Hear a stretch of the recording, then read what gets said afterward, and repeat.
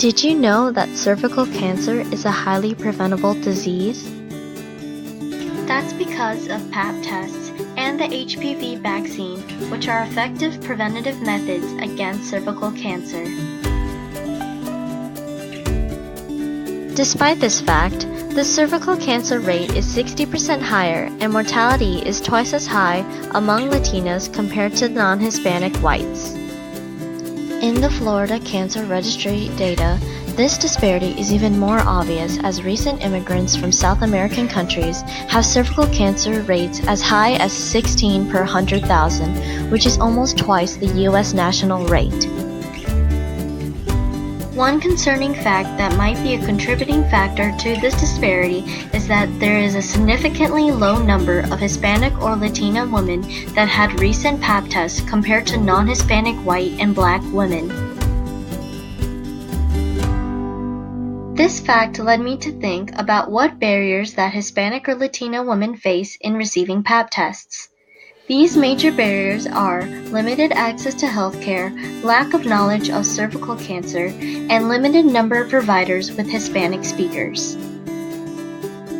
Limited access to healthcare could be due to Hispanic women having public insurance or are uninsured. Lack of knowledge about cervical cancer is present due to misinformation from their home country and stigma about having a male examiner.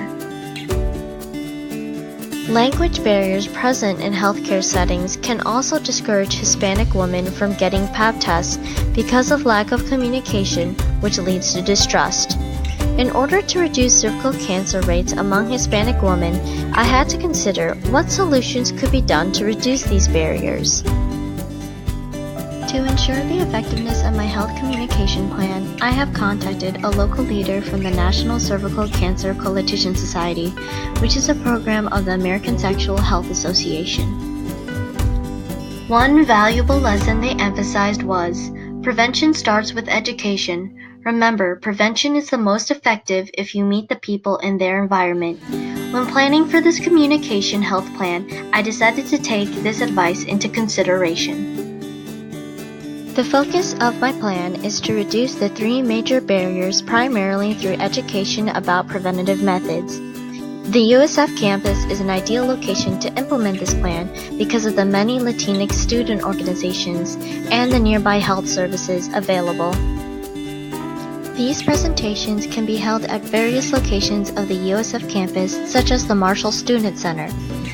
They will focus on how to overcome the three major barriers by spreading awareness about the National Breast and Cervical Cancer Early Detection Program, which provides uninsured and underinsured women no-cost screening, diagnostic, and outreach services, which are provided in the Hillsborough County.